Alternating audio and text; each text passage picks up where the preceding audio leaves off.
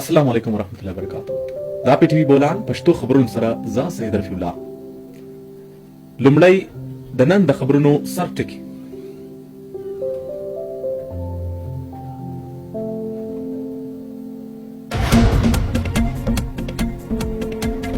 مسلم لیگ نون پیپلز پارټي MKM استحکام پاکستان پارټي او BAP په وفاق کې د اتحادي حکومت جوړولو اعلان کړی دی.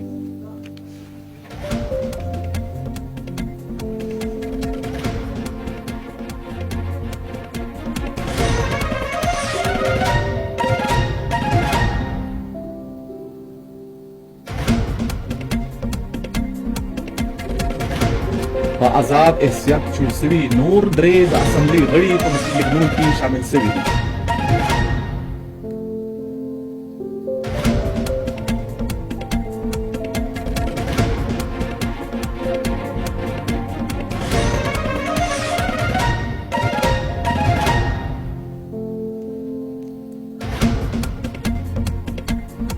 د پاکستان ګیلپ ریپورټ د عام شون 2024 په هکله ورسري سروې صحیح ثابت شو.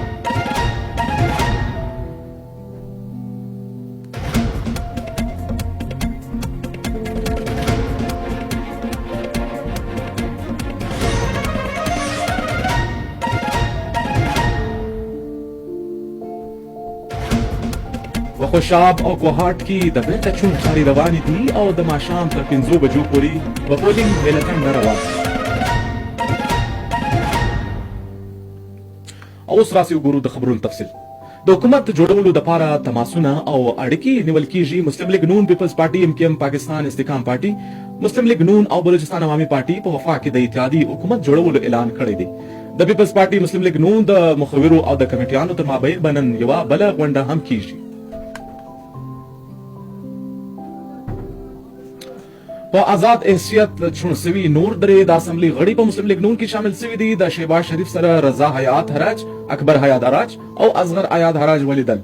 د NA 144 څخه بیرسټر رضا حیات حراج، د PP 215 څخه اکبر حیات حراج او د PP 212 څخه اصغر حیات حراج په آزاد حیثیت کې شون شوي وو.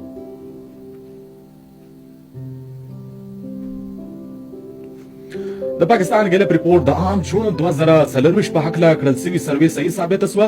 ګیلپ په 10 جنوري 2024 خپور کړي ریپورټ کې د هیواد درې لوی ګوندونو په هکله د چون پیشګویي کړې وه. د چون وروسته په 12 فروری د ګیلپ په خپلو کړل شوي ریپورټ کې د اندازې صحیح ثابته شوه.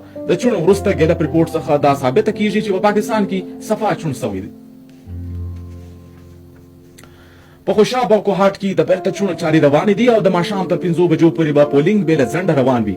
د خوشاب په NA 88 ولکه کې پر 26 او د کوهاټ په PK 90 ولکه کې پر 25 پولینګ سټیشنانو باندې ووټونه ترسره کیږي. د پاکستان مسلم لیگ نون صوبائی صدر جعفر مندخیل او میر جمال کمال خان ویلي دي چې د مسلم لیگ نون کارکردګي شو اوسېدله. د دې خیالاتو څرګندونه هغوی نن په کوټه کې یوه خبري کانفرنس ته د وینا وکړه چې جعفر خان مندخیل ویل چې په بلوچستان کې مو د قامي اسمبلی 15 او د صوبایي اسمبلی نشستونه ترلاسه کړي دي. د وفاق کې موږ حکومت جوړوو، په صوبه کې هم د حکومت جوړولو هڅه کوو. زموږ ځینې امیدواران په ډیر کم مارجن پاتې شوي دي. په دا مهال میر جمال خان ویلي دي چې په مجموعي ډول چون په امناکه ماحول کې وسو. د 2018 په چون کې مسلم لیگ نون او پیپلز پارټي ته په بلوچستان کې کامیابه ترلاسه شوې وه. خو مسلم لیگ نون او پیپلز ګوند د چون نتیجې قبولې کړې دي. هغه ویل چې په بلوچستان کې حکومت قایمولو لپاره د ټولو جماعتونو سره خبرې اترې کوو. زموږ تر ترجیحات ګوند مخته د بیلول دي. د وزارت اعلی د ټاکنې پرېکړه به اعلی مشرتابه کوي. په پاکستان د خاورې د دفاع په خاطر د پاک فوج بې شمېره ځوانان خپل د وینو قرباني ورکوي. هم دغه د لار د استاد محمد سره اړه لرونکي د پاک فوج بهادر ځوان لایس نایک نور حسین شهید خپله کړې ده. چا چې د هېواد د دفاع په خاطر خپل ځان نذرانه وړاندې کړه. FC بلوچستان افسران او ځوانان د لایس نایک نور حسین شهید د خپلوانو سره ملګري د شهید په قبر ګلونه کښېښول او فاتحه یې وکړه. پاک فوج په کوټه کې د یو خبرتیا ورکشاپ وکړی په کوم کې چې د ځانګړي ډول بلوچستان د سارو د محکمې ډایرکټر جنرال د کوټې د نامتو د ډیری نارمو او د ډیری فارم اسوسییشن صدر ګډون درلودی.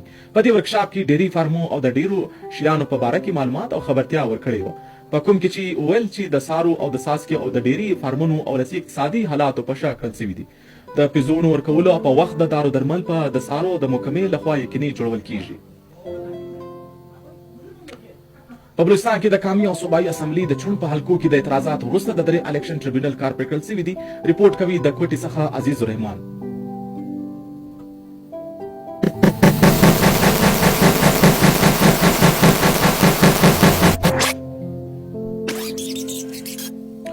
د بلوچستان اسمبلی چون برخه مکمل کېدو وروسته انتظار دی چې کوم ګوندونه به د حکومت او کوم به د عضوي اختلاف په چوکۍ کښېني. د ریپورټ کوي اسرار احمد زموږ.